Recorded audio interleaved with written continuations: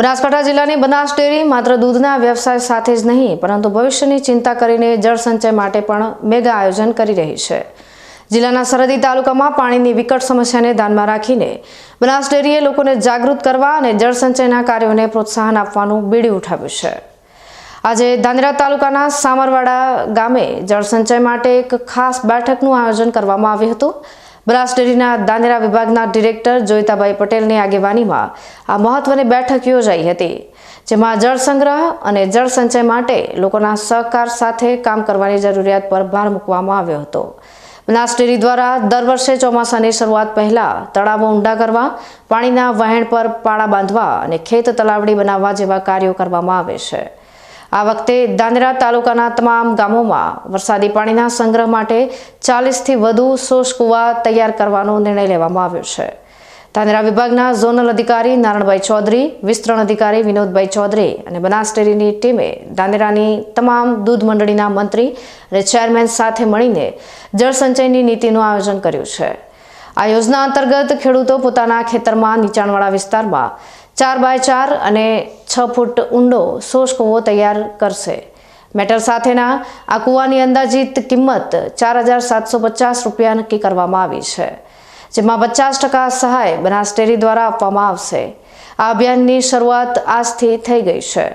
જો ધાનેરા તાલુકામાં અંદાજિત 4000થી વધુ શોષ કૂવા તૈયાર થાય તો લાખો લીટર વરસાદી પાણી જમીનમાં ઉતારી શકાશે, જેનો ફાયદો વર્તમાન અને ભવિષ્યના ખેડૂત પરિવારોને થશે। વર્ષોથી સહકાર સાથે જોડાયેલા ડિરેક્ટર જોઈતાભાઈ પટેલે જણાવ્યું હતું કે જેમ દૂધની આવકમાં વધારો થયો છે, તેમ પશુપાલકો અને ખેડૂતો સ્વયંભૂ જળ સંચયનું કામ કરે તો જળ સંકટ સામે સફળતા મળી શકે છે। આજે બનાસ ડેરી મારફત ધાનેરા તાલુકાની દૂધ મંડળીના મંત્રી ચેરમેનની મિટિંગ બનાસ ડેરીના ચેરમેન સાહેબના આદેશથી બોલાવવામાં આવી હતી અને ખાસ કરીને જળ સંચયની કામગીરી કરવા માટેની વિસ્તૃત સમજ આપવામાં આવી। જળ સંચયની કામગીરીમાં વિવિધ ક્ષેત્રે બનાસ ડેરી કરી રહી છે। તળાવો ખોદવા, વૃક્ષારોપણ કરવું, ખેત તલાવડીઓ બનાવવી છે, દરેક બાબતમાં કાર્યરત છે।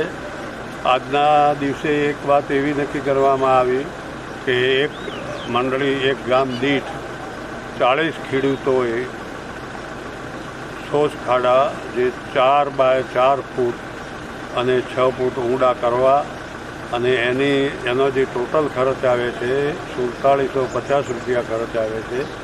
એમાં 50% ખર્ચ ખેડૂત ભોગવે અને 50% ખર્ચ બનાસ ડેરી આપશે। તો એક ડેરી એક ગામની અંદર વધારેમાં વધારે 40 ખેડૂતો આ યોજનાનો લાભ લઈ શકશે પ્રથમ તબક્કે, અને આ કામગીરી એમ લાગશે કે સફળતાપૂર્વક આગળ વધી રહી છે, તો એનું ફરીથી મૂલ્યાંકન કરવામાં આવશે। બનાસ ડેરી જળ સંચયની કામગીરીમાં ગંભીરતાપૂર્વક રસ લઈ રહી છે। બનાસકાંઠા જિલ્લો આખો જળ સંચયની કામગીરીમાં લાગેલો છે, વૃક્ષારોપણની કામગીરી પણ કરવાની છે અને જળ સંકટનો સામનો બનાસકાંઠા જિલ્લાને ભવિષ્યમાં ન કરવો પડે એના માટે આ કાર્યક્રમ હાથ ઉપર લેવામાં આવ્યો છે।